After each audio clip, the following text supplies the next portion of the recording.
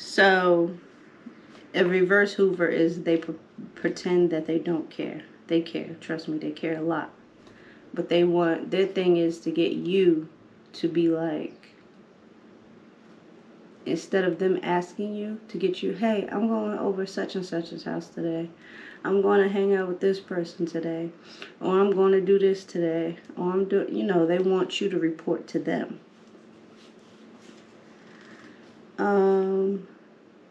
No self-respect. You are property. So prepare to get not treated like a person, because to them you aren't a person. You are their property. And they have full control over you and what they say you need to do. So realize that there's no self-respect in a relationship with a toxic parent or a toxic partner. Understand that. They play off your empathy because they have none. So if they know you're an empathetic, heartfelt person, they will, oh, this hurts, that hurts, I don't have no money for this, I can't afford that, and I can't, so budget better. Like, I'm not going to be your safety net. Be better with your money. And that's just how it is. They're literally going to play you. You have got to be strong in dealing with a toxic parent or a toxic spouse. You have to be strong. You literally have to. Like, if you're not going there to pay the bill or to buy them groceries yourself and you're just dishing out money, that's all you're going to be good for. That's all they're going to use you for. So pay attention to that. Once you give second chances, they make you pay for leaving. So, say your toxic spouse or your parent betrayed you. Once you let them know that it's okay to come back in your life, the games begin. The games begin. They're not looking at it like, oh, and they're going to say everything to make you feel like they understand where they went wrong, but they don't. They don't get it. They've been wronging people since birth. They don't understand. So don't expect them to. Once you accept them back in your life, the games will begin.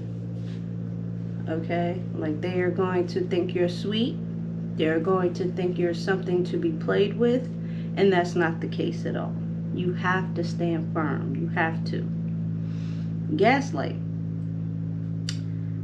They will gaslight you into thinking that you are crazy. You are insane. If you leave your money order for your rent on your dresser and you come back from the store and it's gone, they've taken it. They will make you believe that you'd never left it on the dresser in the first place. So now you going crazy questioning yourself, knowing where you left it or knowing that it was there. You know what I'm saying? Like, they will literally make you feel like you're crazy. This is also a control tactic. When you gaslight someone, you need them to believe you. It's a form of manipulation. They need you to hang onto their every word. So if you can't rely on yourself, who can you rely on? Them. They want you to rely on them. Oh, you can't be trusted because remember you left it on the dresser and then you came back and it wasn't there. Oh, and then magically it'll appear like they found it. Oh, I found it. Here you go. So now you think you can't live without this person that makes your life so much better because you just second guess yourself. This person came to the rescue. So now they're your fake hero. And that's how they need you to think. It's sick and twisted, but that's how they need you to think. Like, oh, you can't rely on you. What would you do if I wasn't here? Here's the money order right here. I found it. It's sick. Sick and twisted, okay? They need you to believe you're crazy so they can flip certain scenarios on you. Like, say you're with your spouse or Yeah, say you're with your spouse and you know for a fact they didn't come home last night. You didn't come home last night. Yes, I was. I was sitting in the. Remember I came inside and da da da da. They'll be talking about a whole different night and need you to believe them so they can get away with not coming home or not being the good person that you thought they were. So they will flip things on you, change dates on things, literally just make you confused. And confusion is the enemy's best friend. The enemy causes confusion. Okay? God is not about confusion. So if you're hanging out with somebody or you're with somebody and you're always confused, that's the enemy. That's the enemy for sure. Manipulate you to gain power, especially when you catch them doing wrong. So, that kind of goes hand in hand with gaslighting. Like I said, when you manipulate someone, manipulation is anything that is not in the person's free will. If you be like, hey, let's go to the gym. And the person's like, I don't really want to go to the gym. Alright, well, if we go to the gym, I'll buy you some food. That's manipulation. As little as it is, as subtle as it is, as tiny as that might be, that's manipulation. They already said they don't want to go. So here you come with incentives to make them go with you. That's manipulation. And for those of you that don't know, manipulation is witchcraft. I don't care how you see it, what you do it. If you bring someone out of their free will, it's manipulation. If you start crying when things don't go your way so everybody could come together and fix your tears, that's manipulation. If you are in a scenario and you're with another person and something happens and they don't really want you to see how they act out or how they want to control the situation, so they lie and gaslight to you what you seen. You know you seen this because you was there. No, they didn't say that. They said this. Manipulation. Anything that takes you out of your reality is manipulation. I don't care how small, how little it is, they're manipulating you. And you need to be strong enough. You don't have to say anything. You don't got to say, hey, you're a manipulator. Because that's when the gaslight comes in. That's when they're going to call you crazy. That's when they'll devalue you, belittle you, because you're trying to expose them. You don't have to say anything. Mental note and move on. Make yourself less available to that person. There's no need. Okay, so they want to instill fear. It's another control tactic. Because if you're scared of them, you're going to do every single thing they say. If they place fear in your heart, you're going to listen to every single thing they say. They're running the show. This is more in like parents. Spouses do this too. Abusive spouses, definitely. But more in parents. Toxic, narcissistic parents, their goal is to instill fear in you so you can do whatever they say. You can cover up their dirt, clean up their mess, and they can still look like the hero to the outside. You are programmed to stay and cover for them. You begin to feel bad for them.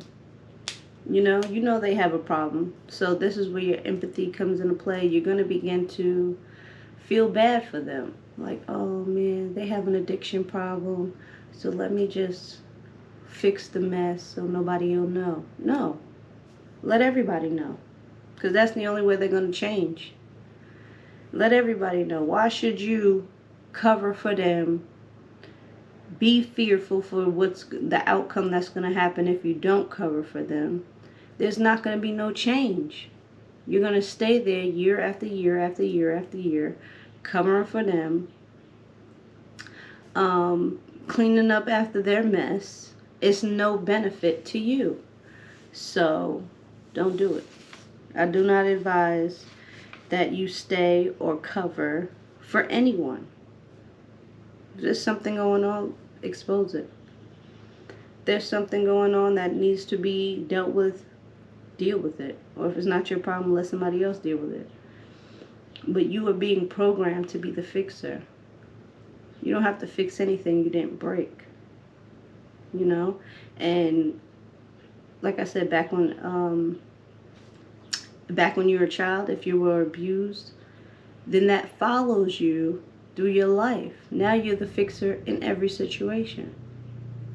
Going forward, give up that duty. It's not your problem. It's not your assignment. You don't have to fix everything that comes your way. Who's going to fix you? It's not fair that you fix everyone around you and then no one fixes you when you need fixing. You got to fix yourself. You know? And then now, later on down the line, as an adult, you have a problem asking for help. Or you have a problem with people helping you. Or you suffer in silence. It's not okay. So don't do it. Brag about nice things to appear better than you. And really, they're the poorest people on earth.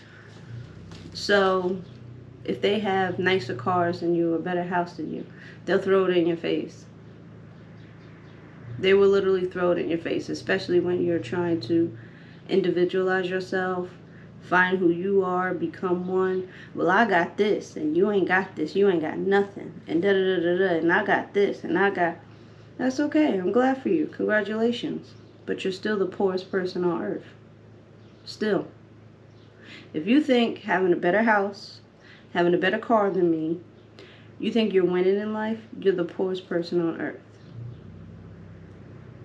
And until they actually hear that come out of your mouth, they'll always use that to weaponize you. Well, I got this, you ain't got this, and I got this, and you don't do this, and at least I got this, and at least I got that. So what? So what? I still got time. And the God I serve will literally surpass you. Will help me surpass you. Literally. So don't ever feel like, oh, I gotta be with them because they got more money than me and now I gotta be with them. No, you don't.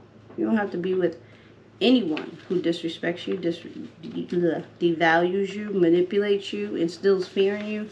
You don't have to be with anyone who does those things. Okay? Alright, now this is how you recover.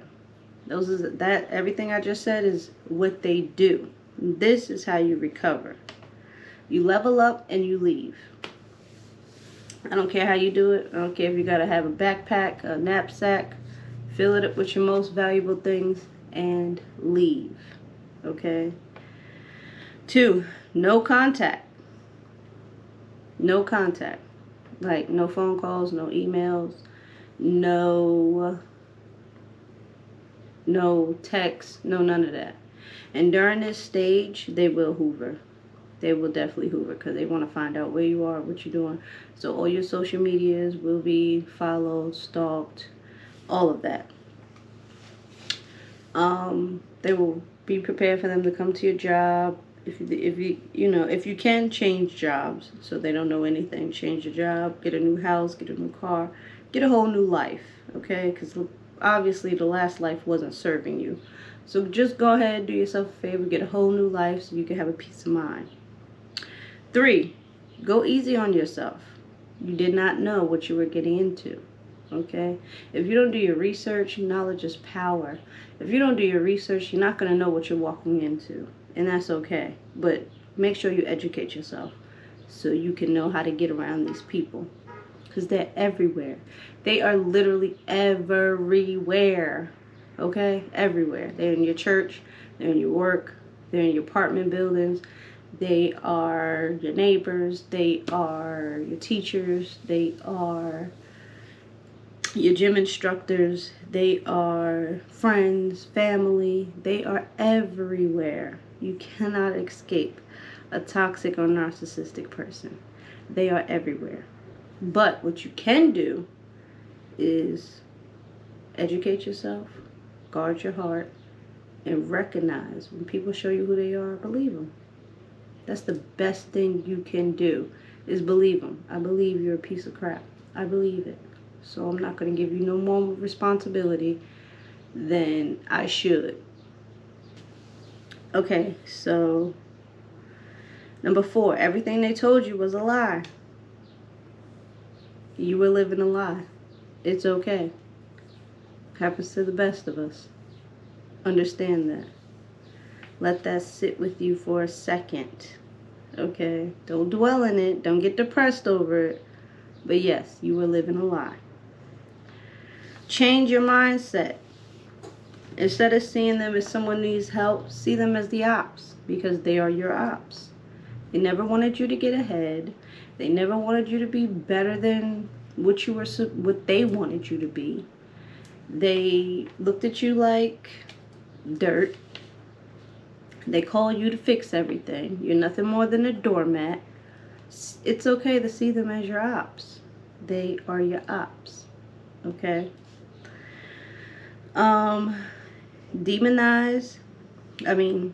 Fight the trauma bond. Treat them like demons. A lot of you met someone because of their childhood was similar to yours, or maybe it was something in them that bonded you to them. Oh, my mom died, their mom died, or some type of trauma bond. You got to be willing to break that. Be willing to break that. So what? So what? Their parents died and you feel bad for them, and now you want to be there for them and make everything better.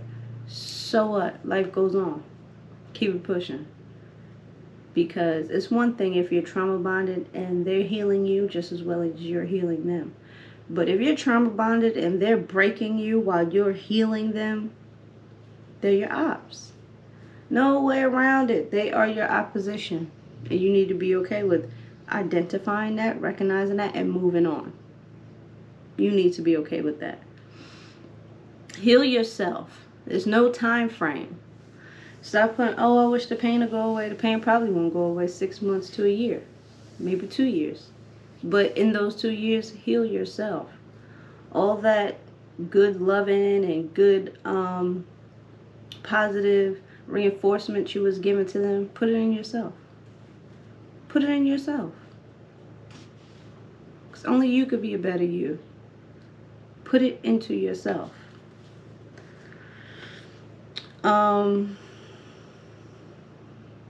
You got to fight back. You literally have to fight back. If you see that they are not taking no for an answer, be ready to fight back. Be ready to call the police. Be ready to get the police involved. Have them arrested. Do what you have to do. You got to grow some balls. Okay? Do what you have to do. It's not like, oh, they just won't go away. Oh, this is my kid's dad and he just don't. I want them to have a dad, but he just... Be ready to go to war with these demons, because that's what they are, spiritually, a demon that recognize something in you that they seen that they can use, and now they're trying to get over. Be ready to go to war. God made you a warrior for a reason, so fight. You got to get comfortable fighting. Like, you have to be comfortable. I remember, like, I would have, if you go back on my channel and look through some of my videos, a lot of them are like my spiritual warfare dreams, and in every single dream I was fighting. I was literally fighting, like swinging on demons. And if you know that the spiritual realm is totally different than the physical realm, the spiritual realm, you throw a punch, it's like punching a brick wall. You cannot fight like that. You have to fight them mentally, spiritually. You cannot be like just swinging on demons, because it doesn't work like that. It just doesn't. Like, I don't know. The punches are like 2 miles a minute. It does not work like that. You have to mentally get up every day and fight. You can't let someone drain you so much that you don't have no more fight in you. It's just not going to work like that. Make it look good. Make this breakup look good. Make this detachment look good. Go on vacation. Get your revenge body. Upgrade your makeup. Do your hair. Go outside. You know, like, meet new friends. Live your life. Because that's what they thought they were going to stop. Your life. So you got to be okay with living life. Okay? Like, make it look good, too. Make it look real good. Go live your life. Imagine life beyond them. Yes, it's hard. Because at a point, they get you to a point where you can't see yourself without them. You got to imagine life beyond them. Imagine life without them. Learn a new hobby.